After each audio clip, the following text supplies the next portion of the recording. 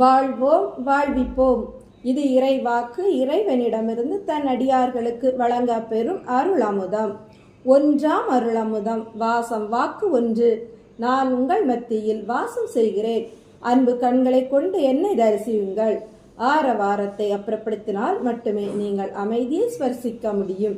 வாழ்வோம் வாழ்விப்போம்.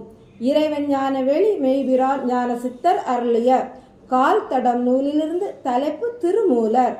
யான் பெற்ற இன்பம் பெருக இவ்வையகம், வான் பெற்று நின்ற மறைபொருள் சொல்லிடின், ஊர் பெற்று நின்ற உணர்வுறு மந்திரம், தான் பற்ற தலைப்படும் தானே என்று உலகிற்கு உரைத்தவர் திருமூலர். திருமந்திரம் தந்த மெஞ்ஞானி.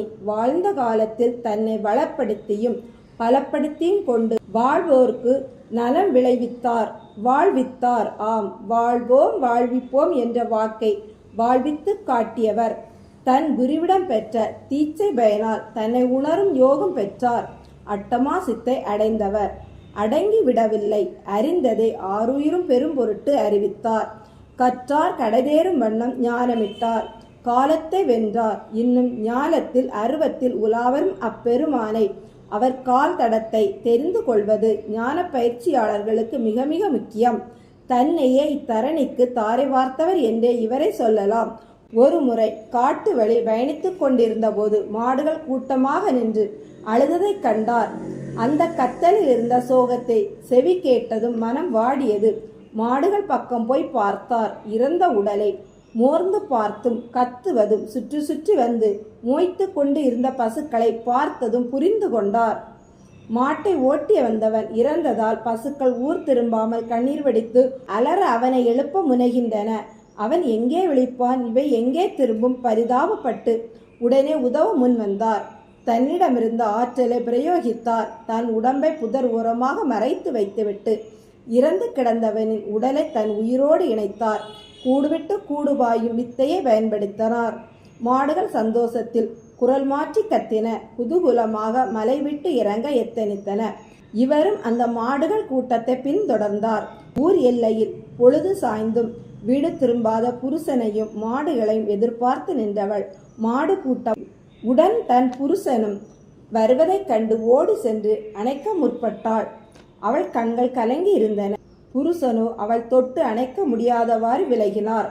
அவள் அதை கண்டுகொள்ளாமல் ஏன் இவ்வளவு நேரமாமா என்றாள். இவனுக்கு புரிந்தது, வந்தது இறந்தவன் மனைவி என. அவள் அவர் கையை பிடித்து இழுத்து செல்ல முயல தட்டிவிட்டார். என்ன மாமா, ஒதுங்கி ஒதுங்கி போரே என்றாள்.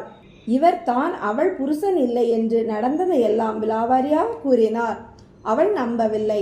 அதே உடல் அதே குரல் மாடுகளோடு வீட்டுக்கு வந்துவிட்டு மாற்றி சொல்லும் கதையை நம்ப முடியாமல் திகைத்தாள். அவரை உற்று பார்த்தாள். எந்த மாறுதலும் இல்லை. பின் ஏன் இந்த கதை? பேய் ஏதாவது என் புருஷனை பிடிச்சிருச்சோ என்ற எண்ணத்தோடு அக்கம்பக்கம் ஓடி எல்லோரையும் அழைத்து வந்து புருஷனை காட்டினாள். எல்லோரும் இது புருஷன்தான் என்று சாட்சி கூறியபடி என்னாச்சு இவனுக்கு என்று யோசித்தனர். இவன் மூலனே என்று முடிவும் கூறி அவளோடு போய் குடும்பம் நடத்து என்று கூறினர். இவரால் ஏற்றுக்கொள்ள முடியாமல் அவர்களிடமும் நடந்த கதையை கூறினார். இந்த கூடுவிட்டு கூடு பாய்வது பெரிய யோகிகளுக்கு ஆகக்கூடியது, நீ அதை இங்கே வந்து சொல்கிறாயே என்று சிரித்தனர். இவர் உடனே தன் உடலை புதரிடையே மறைத்து வைத்திருக்கிறேன், என்னுடன் மலைக்கு வாருங்கள் காட்டுகிறேன் என்றார். மலைக்கு சென்றார். அங்கே உடல் இல்லை. வந்தவர்கள் சிரித்தனர். பொய் சொல்வதை நிறுத்து என்றவர்கள் இவனுக்கு காத்து கருப்பு ஒட்டியிருக்கும் என்று மந்திரவாதியிடம் அழைத்து சென்றனர். அங்கு திருமூலர் தன் சித்தை நிகழ்த்தி நம்பும்படி செய்தார். அவர்களிடமிருந்து விலகி சென்றார். அதன் பின் இறந்த மூலனின் உடம்பையே தன் உடம்பாக பாவித்தார்.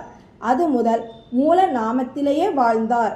தவமும் பேதமும் என வாழ்விப்போம் என்று உயிர்கள் உய்யும் பொருட்டு மெஞ்ஞான வித்தையை எளிமையாக கொடுத்தார். அவரின் ஒவ்வொரு பாட்டும் ஒரு மந்திரமாக கொள்ளப்பெற்றது.